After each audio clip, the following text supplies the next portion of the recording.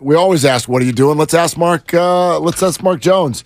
During the season, sure, voice of the Sacramento Kings on NBC Sports California for the game one. That was the voice you heard there as well. So knows these teams inside and out, and we're thrilled to have him here on 95.7 The Game. Willard and Dibs. Hey, Mark, what's going on, man?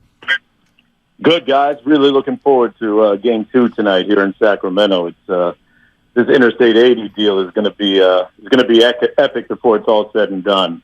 Looking forward to the adjustments tonight. Yeah, no question. I like the way you said that. But what was your takeaway? You know the Kings very, very well. So as far as their performance, what kind of a grade would you give them in Game 1? I would give them a solid B. I think offensively, the Kings were able to maintain their identity, and that's really the story of the playoffs. The further you go, it's who can stick to their style of basketball the best. And I think, especially offensively, I think defensively it was a push. Offensively, I think Sacramento was a little bit better than Golden State in that sense. And not because, Sacramento was able to execute a lot of its dribble handoff actions, which Golden State, I thought, defended really well by dropping Looney deep into the paint and drop coverage. But just the element of De'Aaron Fox playing to his strengths and De'Aaron Fox making several threes for them in the second half, making big-time mid-range jump shot where he has feasted offensively this year. I mean, he is extremely prolific in the mid-range. He gets to that right elbow and it's lights out most times. So I think I would give them a solid B grade, but I know that Steve Kerr is making adjustments as we speak to tonight.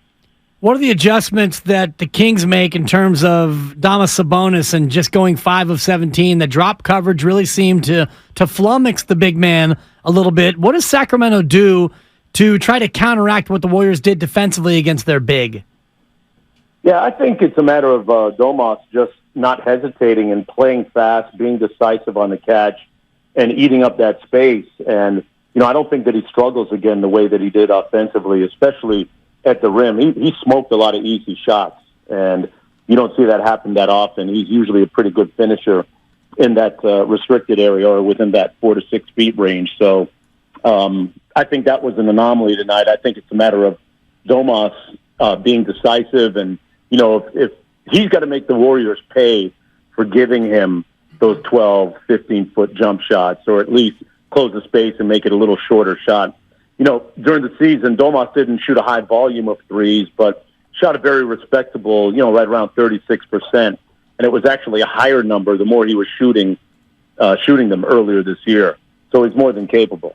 Mark Jones, play-by-play man. You heard him on the Game 1 on the television broadcast. He's with us here, Willard and Dibs, 95.7 The Game.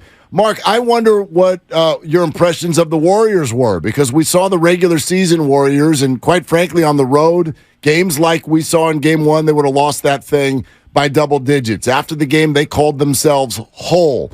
Did you see something different in that game as opposed to what you saw during the regular year?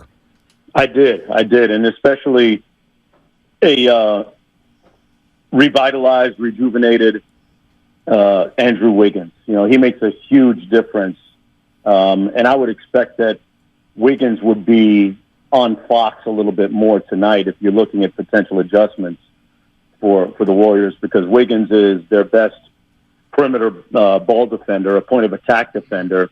A little bit more of him and a little bit more of GP2 as well. And I agree with you. That's a game that Golden State probably would have gotten drilled in and dragged in the regular season, but they were right there right until the last Steph Curry shot came off the rim. So that plus the offensive rebounding battle, I don't think that they're going to allow Sacramento to rebound as well as they did in the offensive glass as they did in Game 1. So, those two things combined, I wouldn't be surprised to see a lot more Wiggins, because the guy's a phenomenally conditioned athlete. People were talking about the fact, don't know what kind of shape he's in. Basketball shape is different, yada, yada, yada. I spoke to one of his coaches that coached him in Minnesota, and he said this guy's a phenomenal athletic freak. He could play 40, and these are his words, 48 minutes a game, 10 straight games, and not even blink. That's how good he is. Well, hopefully, for the Warriors' sake, he's able to get more than the 28 minutes he played in Game 1. Mark Jones with us here on 95.7 The Game. Malik Monk what does he do for an encore? And where did that come from, Mark? You know what? That was really reminiscent of the double overtime thriller when the Kings beat the Clippers earlier this year when, Monk had 45, Fox had 42, but that 45 off the bench is really a Malik Monk signature.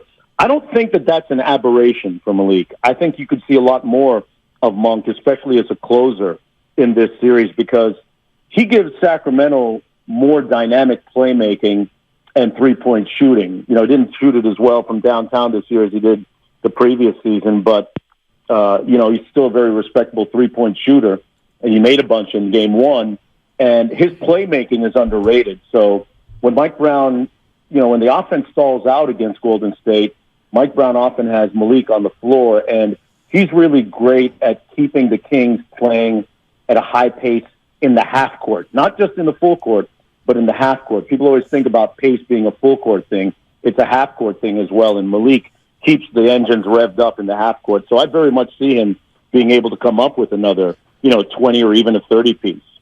Mark, I tell you what stood out to me. You said at one point, fans, if you're looking at De'Aaron Fox for the first time, this is not out of the norm. This is what he does, right? And so I tried to tell him. Yeah, because the fans on the West Coast know about fourth quarter Fox for sure. What impressed me though was not that he looked like that, because he always does, but this was his first ever playoff game. Can you speak to what's different about the mental makeup of Fox that allows him to perform that way in a moment like that? That's a great question, man. I'm ashamed the devil and tell the truth right now, okay? De'Aaron Fox is an extremely edgy, I'll use that word, edgy, competitive basketball player. He will look at you and tell you he's going to destroy you with a smile and go ahead and do it. He will talk it on the court with a smile and back it up. There were several occasions this year where I saw him go at guys, and it was not business, it was personal. And that's the competitiveness I think that people haven't seen from De'Aaron Fox in the past. And that's why I'm not surprised that he played so well and he was so prolific in his playoff debut. He loves the bright lights. He loves the challenge. And you know what, guys? Mike Brown has coached him harder than any other player on this team this year. He has been, I'll tell you what, first game of the season, preseason game, actually, Russell Westbrook down in Los Angeles, we're playing the Lakers, he gets a layup on De'Aaron, okay? He gets a second layup on De'Aaron. Mike Brown calls one of those timeouts like 40 seconds into the game, and he got into De'Aaron, okay? He got into his stuff, right? That set the tone for the whole season. And he's coached De'Aaron hard. Everyone else has had to fall in line. But in coaching De'Aaron hard, he's really raised the ceiling of expectations on him. And I tell you what, to De'Aaron's credit, he's responded well to it. He's embraced the hard coaching, and he's had the best year of his career. And you haven't even seen the best of him yet, guys. Man, that's scary to think in terms of him coming off a 38-point game. Mark, in game one, our redhead was better than your redhead. DiVincenzo, thank you. I'm a fellow redhead, so I had to get to this point. You were. But yeah, back when I could grow a little bit. Anyway. Kevin Huerter, Mark, a quiet game. Is he the X factor for Sacramento to keep this offense rolling? I think so. Only 6 points on 3 of 12 in game one. And I thought Golden State did a great job in their coverages on him. They were, up into him a lot. They were denying and overplaying on the wings. They were top blocking on those DHO actions. So he didn't see a lot of daylight, and he had to work really hard for the 3 buckets that he did get. Made a couple nice moves off the dribble as opposed to, some of the one dribble pull-ups that Sabonis leads him into on those DHOs. So, yeah, I would say that he's a little bit of a factor, an X factor. In fact, he led the NBA in dribble handoff actions this year, and for him to look at the box score at the end of the night, he only had 6 points, and I think only 1 or 2 of those came on DHOs. It's going to be a lot easier, I would think, for him in game 2 if the requisite adjustments are made, because Golden State did a fantastic job on him in game 1.